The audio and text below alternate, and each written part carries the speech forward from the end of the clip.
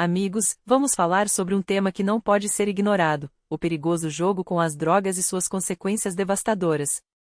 Não é de hoje que essa realidade bate à porta de famílias inteiras, e os casos recentes só comprovam como um único erro pode destruir vidas em segundos.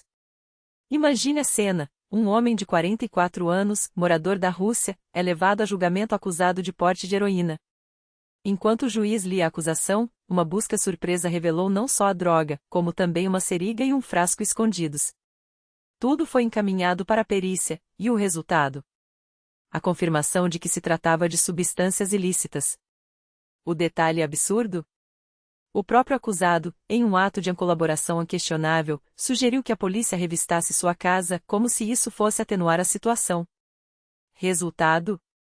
Mais provas, mais problemas, e uma sentença que poderia ter sido evitada. E não para por aí. Em Tula, um homem que dividia seu tempo entre trabalhar em uma clínica de reabilitação para dependentes químicos e escrever músicas sob pseudônimo foi pego vendendo 200 gramas de maconha. O valor? 5.000 rublos. O custo? 5 anos de liberdade. Uma troca ridícula, não acham? Afinal, que glamour é imitar um traficante de série quando a realidade é muito menos romântica e muito mais cruel? Mas a criatividade, ou a falta dela, não tem limites. Na Buryatia, 2 indivíduos tentaram introduzir drogas em uma colônia penal usando uma besta. Sim, você leu certo. Enquanto o mundo avança, eles parecem ter ficado presos em algum episódio medieval de Vikings, como se fossem soldados perdidos no tempo, sem lugar no presente. Uma cena tão surreal que chega a ser cômica, não fosse a gravidade do ato. E falando em surreal, que tal o caso do homem que, ao ser abordado pela polícia, saiu nu para a rua, esfregando drogas no próprio corpo como se isso fosse uma estratégia de defesa? Não sou usuário, as drogas é que são viciadas, parece ter sido sua lógica. Enquanto isso, os cães farejadores, os verdadeiros ambiciados da história, segundo ele, faziam seu trabalho sem questionamentos. Mas nem só de absurdos vive esse cenário. Em Alangels, enquanto a população enfrenta alta de 25% no preço dos ingredientes do salada Olivier e 14% na Hering Andra Furcote, as autoridades locais gastam 3 milhões de rublos em banquetes e 740 mil em cartões de Natal folheados a ouro. Uma ironia cruel: enquanto os cidadãos apertam o cinto, os governantes celebram com luxo questionável. Afinal, que mensagem um cartão dourado transmite em tempos de crise? Que a autoridade brilha mais do que as necessidades do povo. E para fechar com um contraste necessário, enquanto parte do mundo mergulha na escuridão, literal e figuradamente, o Japão se prepara para celebrar o solstício de inverno, um festival de luz e renascimento. É nesse espírito que a Gran Seiko lança um relógio inspirado nessa época mágica, um mostrador que evoca o pôr do sol japonês, com detalhes em ouro e um mecanismo Spring Drive, que marca o tempo de forma silenciosa e precisa. Um lembrete de que, mesmo nos dias mais curtos, a elegância e a esperança podem brilhar. Agora, se você acha que a realidade não pode ser pior, conheça o trabalho de um deputado de Kurgan. Em vez de apresentar resultados concretos, ele prefere editar fotos no Photoshop, posando ao lado de obras que jamais realizou. Uma metáfora perfeita para tanta política vazia, a ilusão de ação, enquanto o povo paga a conta.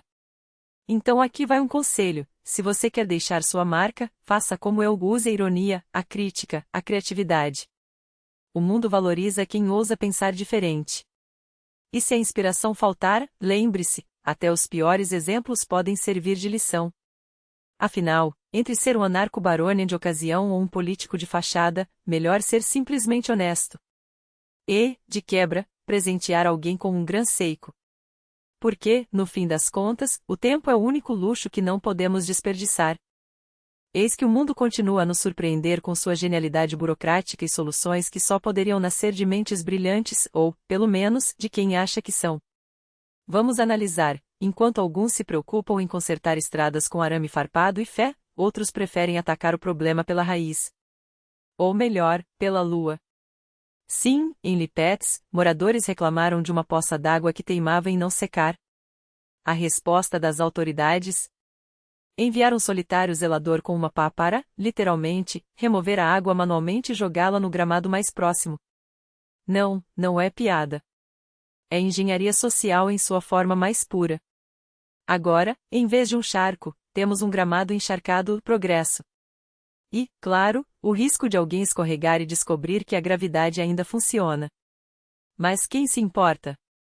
Afinal, o que seria da vida sem um pouco de caos controlado? Sem esses pequenos divertimentos que nos lembram que, sim, o Estado cuida de você, à sua maneira. E falando em cuidado, nada como a preocupação das autoridades de Krasnoyarsk com o bem-estar de seu mestiço. Depois de aprovar um aumento de 20% no salário do prefeito, que agora fatura miseráveis 300 mil rublos por mês, os deputados justificaram: é pouco. Em Arcangels, um banquete custa 3 milhões. Traduzindo, se o chefe da cidade não pode se dar ao luxo de um jantar decente, como vamos respeitá-lo? A lógica é impecável. Afinal, qual o sentido de governar se não for para viver como um oligarca de terceiro escalão? Melhor ainda, por que não dobrar o salário para 500 mil? Assim, pelo menos, ele poderia pagar um striptease privado sem precisar dividir o telefone com o clube. Falando nisso, a deputada Lyudmila Magomedova, 55 anos de experiência em representação popular, teve a brilhante ideia de disponibilizar seu contato oficial no site da Assembleia. O detalhe? O número pertence a um strip clube local. Coincidência? Improvável. Arte? Talvez.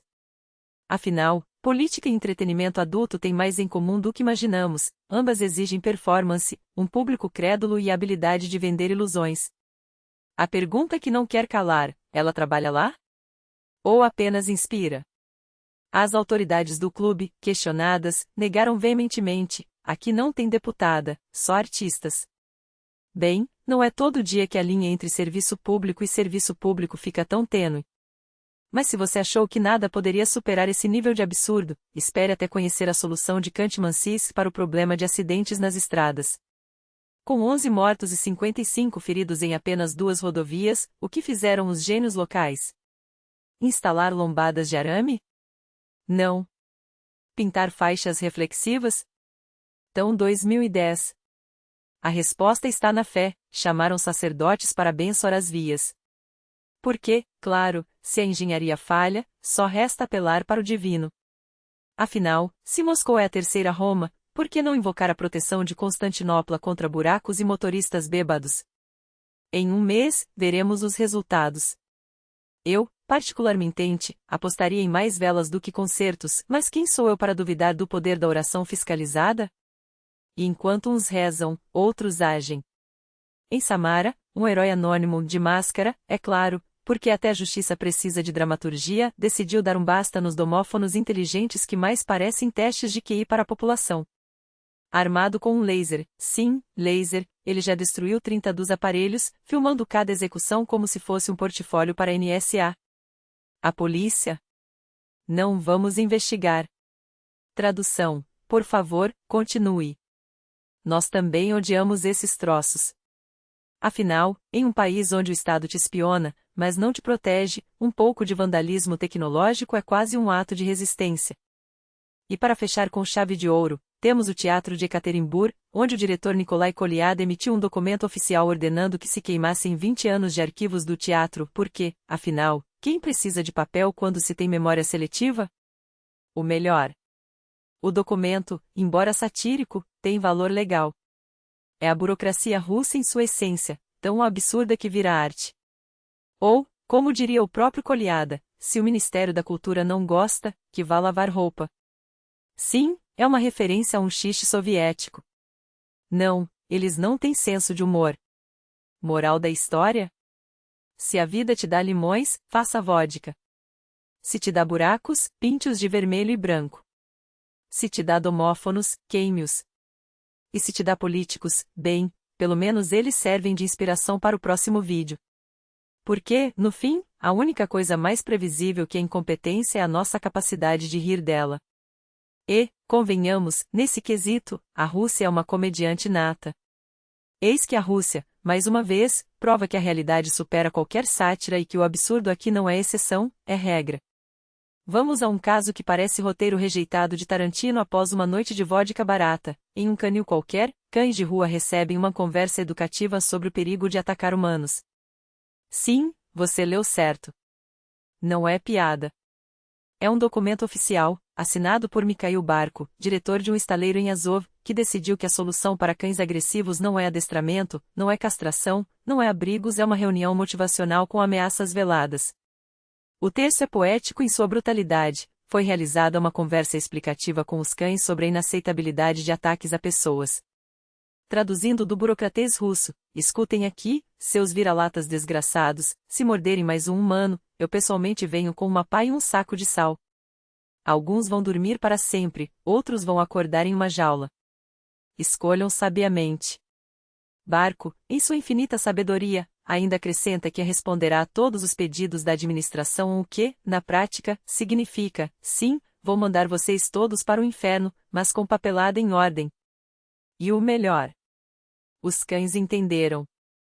Sim, segundo relatos, os animais, após a palestra inspiradora, dispersaram-se em silêncio, como se tivessem assistido a um TED Talk sobre ética canina.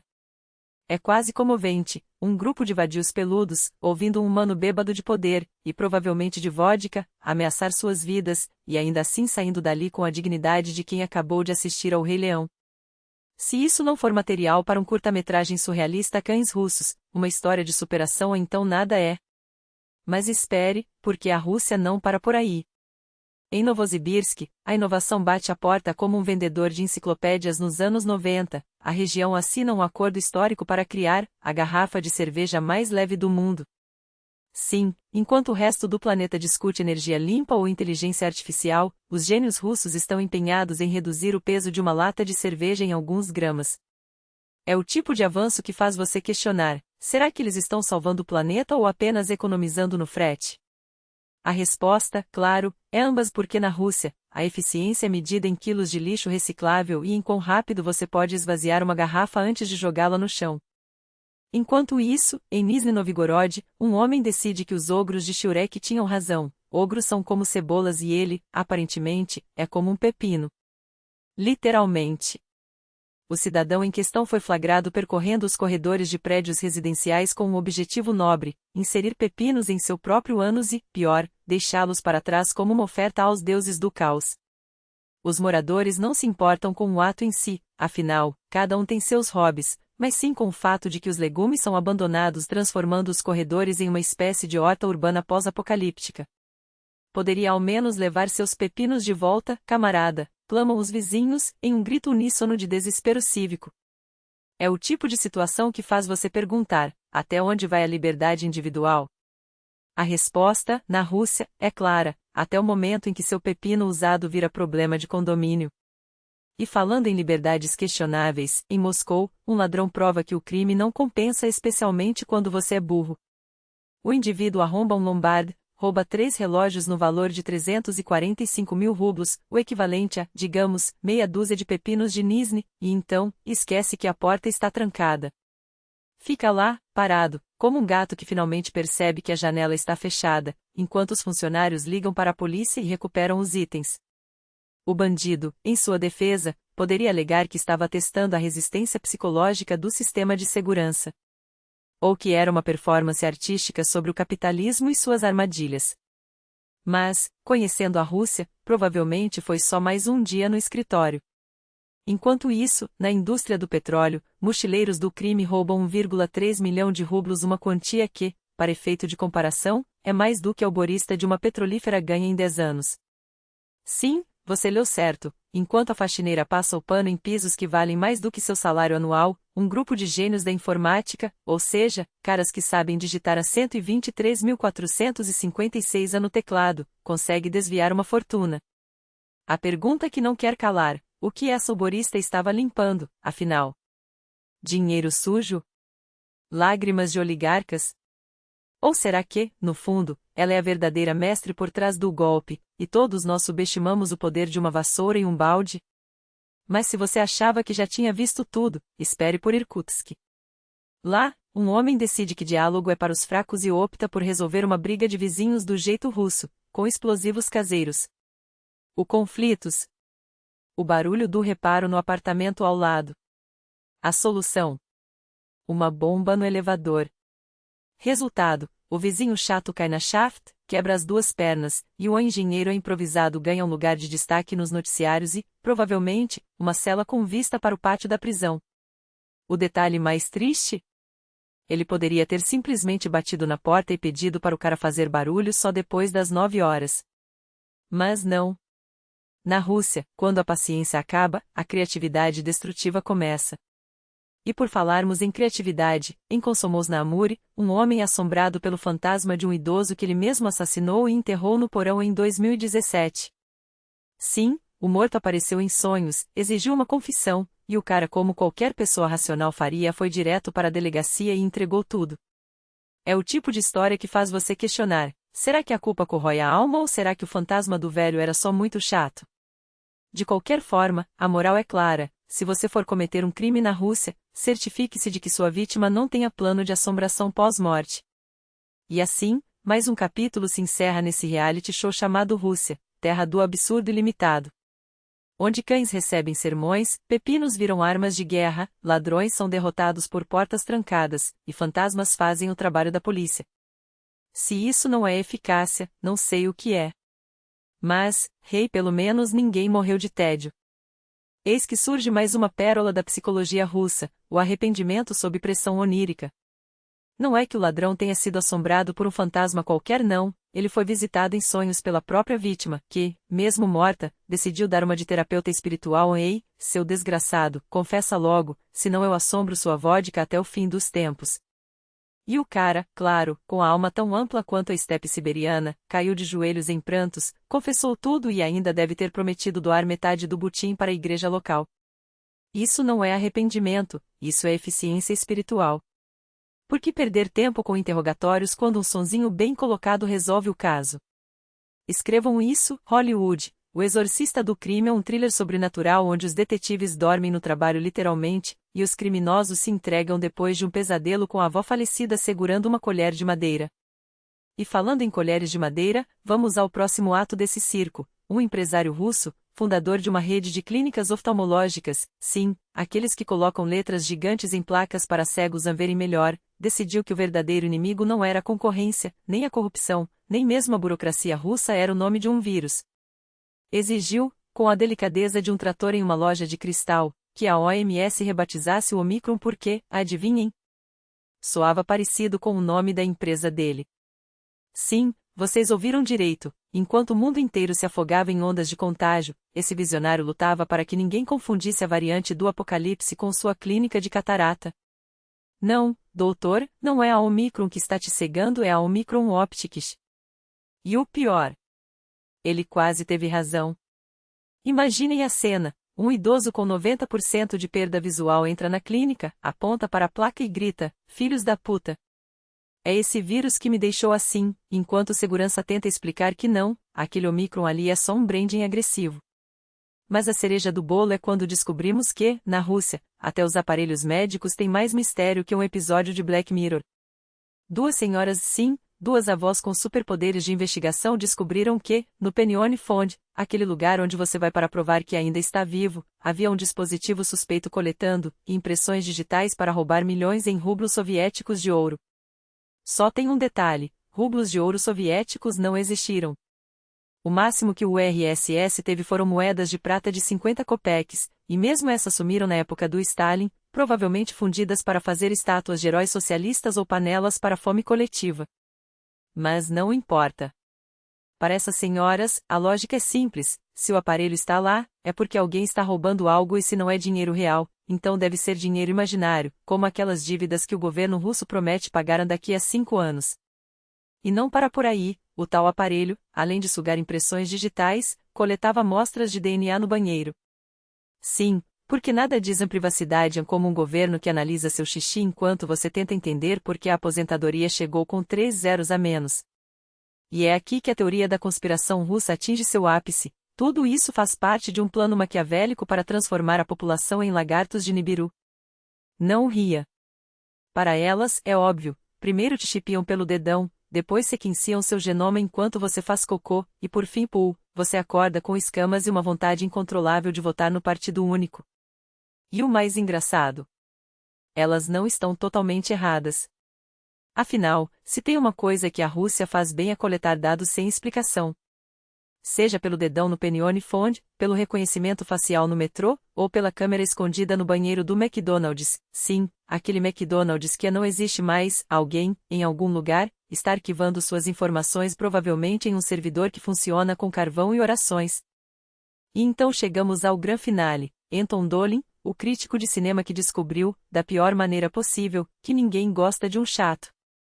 Depois de ser mandado às favas por Ridley Scott com um face-off tão épico que deveria ser gravado em mármore, nosso herói decidiu que o verdadeiro escândalo não era a humilhação, mas o fato de a Rússia não ter se revoltado em sua defesa. Na América, todos teriam me apoiado, choramingou nas redes, como se os Estados Unidos fossem um país onde críticos de cinema são tratados como soldados caídos em batalha. Mas a Rússia adorou ver o Dolin sendo posto no seu lugar. Afinal, qual russo não sonha em ver um intelectualzinho de Moscou levar um pé na bunda de um diretor de Gladiador? As babuscas nos mercados devem ter aplaudido de pé, finalmente, alguém calou esse chato. E o melhor. O próprio Dolin provou, sem querer, a regra de ouro da internet russa: qualquer notícia, por mais insignificante, virá um drama nacional se você chorar bastante. Se fosse nos Estados Unidos, ninguém ligaria. Na Rússia? Virou o dia em que o Ocidente venceu a cultura eslava. E para fechar com chave de ouro, temos a revelação bombástica de Natalia Vetlitskaya, sim, aquela que acha que o Illuminati manda mensagens subliminares em notas de 2.000 rublos. O coronavírus já estava planejado em 2017, e a prova está na dobradura da nota. Segundo ela, se você dobrar a cédula do jeito certo, aparece a comunarca, o QR Code da vacina, e pasme, uma torre 5G disfarçada de olho que tudo vê. E o mais hilário? Ela apagou o vídeo por medo. Não por ser mentira, não porque, claro, eles devem ter ameaçado transformá-la em um lagarto de Nibiru se ela não calasse a boca. Mas não se preocupe, camaradas, a verdade sempre vaza. Assim como os rublos de ouro soviéticos, os vírus planejados e a dignidade de Anton Dolin. Moral da história? Na Rússia, a realidade é tão absurda que até as teorias da conspiração têm burocracia. E se você não gostou, bem, como diria Ridley Scott, fuck off. E agora, meus queridos espectadores, preparem-se para a próxima rodada de absurdos que só a realidade consegue superar. Porque, vejam só, as dicas estão aqui, basta abrir os olhos e conectar os pontos. E quando você faz isso, o que aparece? Uma foguete. Sim, um foguete. E não qualquer foguete, mas aquele que grita em negrito: com o dinheiro que vocês, povo, suaram para pagar impostos, Elon Musk vai mandar um monte de merda para Marte literalmente. Tudo se encaixa, tudo.